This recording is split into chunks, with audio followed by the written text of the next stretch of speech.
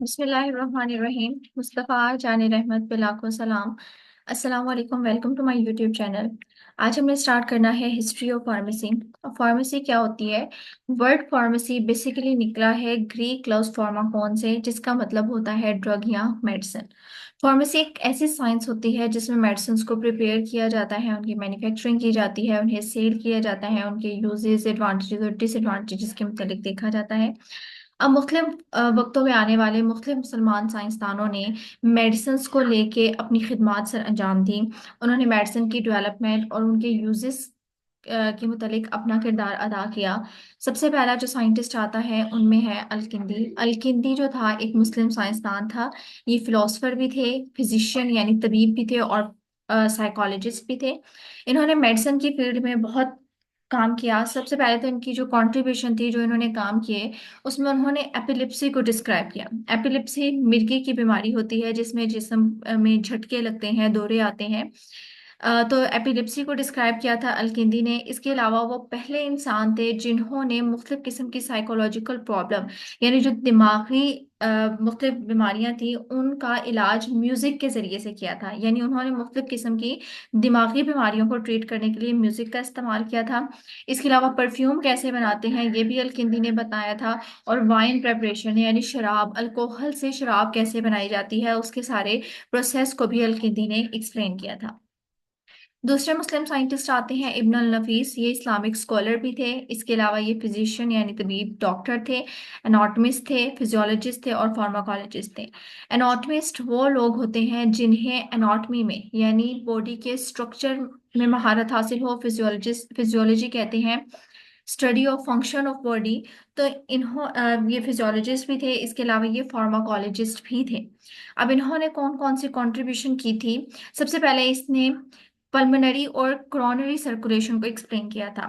Pulmonary circulation क्या होती है? पल्मोनरी का मतलब होता है लंग्स, और सर्कुलेशन का मतलब होता है खून का बहाव, खून का उस तरफ बहना। यानी लंग्स की तरफ खून किन नालियों के जरिए से, किन आर्टरीज, किन वेन्स, किन कैपिलरीज के जरिए से लंग्स की तरफ जा रहा है और लंग्स से आ रहा है, इसको एक्सप्लेन किया था इब्न अल नफीस ने। इसके अलावा कोरोनरी सर्कुलेशन यानी वो कौन सी नालियां हैं जो दिल को खून, कोरोनरी का मतलब होता है दिल, तो वो कौन सी नालियां हैं जो दिल को खून प्रोवाइड कर रही हैं और दिल से खून लेके आ रही हैं ताकि दिल अपना नॉर्मल फंक्शन परफॉर्म करे।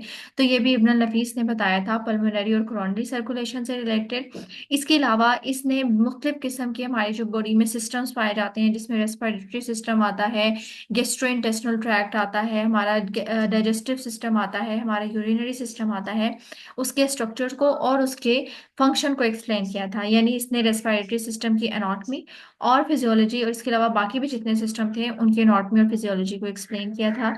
इसके अलावा इसने 100 से ज्यादा ड्रग्स डेवलप की थी। नेक्स्ट साइंटिस्ट आते हैं इब्ने जोहर। ये भी मुस्लिम साइंटिस्ट थे, फिजिशियन भी थे, फार्मासिस्ट भी थे और सर्जन भी थे। सर्जन वो जो सर्जरी परफॉर्म करते हैं, ऑपरेशन वगैरह करते हैं। अब इन्होंने कौन कौन सी कंट्रीब्यूशन की थी, कौन कौन सी सर्विसेज दी थी?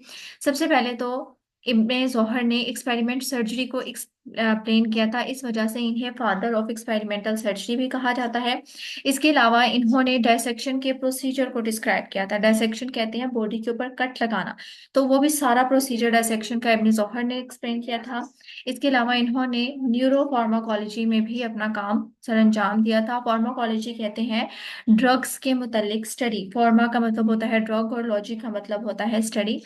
तो यहाँ पे लफ्ज है न्यूरो फार्माकोलॉजी। न्यूरो का मतलब होता है दिमाग, यानी मुख्तलिफ किस्म की दिमागी बीमारियों के लिए जो जो ड्रग्स इस्तेमाल होती हैं, उनके यूजेस क्या होते हैं, उनके साइड इफेक्ट्स क्या होते हैं, इन सब के मुतालिक भी एक्सप्लेन किया था इब्ने जोहर ने। इसके अलावा इन्हें पायनियर ऑफ मॉडर्न एनेस्थीसिया भी कहा जाता है। एनेस्थीसिया कहते हैं जो ऑपरेशन के दौरान हम बेहोशी तारी करते हैं, तो मॉडर्न एनेस्थीसिया जो था उसको भी एक्सप्लेन किया था इब्ने जोहर ने। इस वजह से इन्हें पायोनियर ऑफ मॉडर्न एनेस्थीसिया कहा जाता है। पायोनियर का मतलब होता है बानी।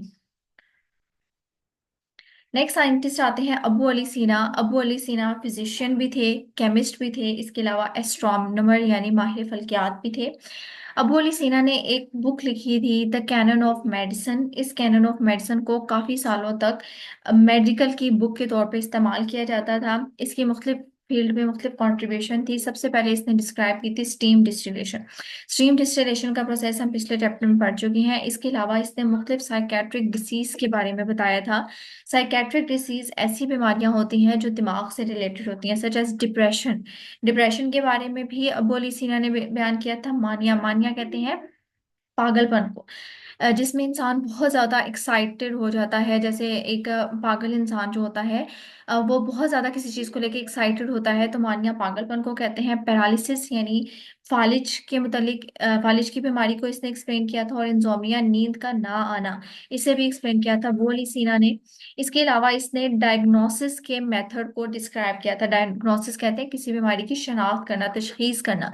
तो किसी बीमारी की शनाख्त कैसे करते हैं, इस सारे प्रोसीजर को अबू अली सीना ने एक्सप्लेन किया था।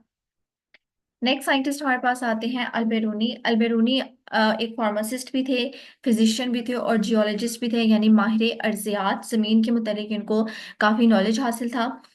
इनकी जो कंट्रीब्यूशन थी, सबसे पहले तो इन्होंने मेडिसिन की फील्ड में अपना वर्क परफॉर्म किया था और इन्होंने एक किताब लिखी थी जिसका नाम था अल सदाना विद टिप।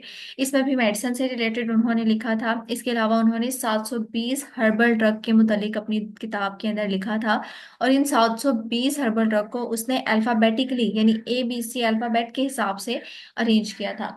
इसके अलावा इसने ये भी बताया था कि अपनी किताब में कि उन ड्रग्स के अंदर कौन कौन से एक्टिव कॉन्स्टिट्यूएंट इस्तेमाल हुए हैं। नेक्स्ट साइंटिस्ट आते हैं जाबर बिन हयान। जाबर बिन हयान ईरान में पैदा हुए थे। ये केमिस्ट थे। इनको फादर ऑफ केमिस्ट्री भी कहा जाता है।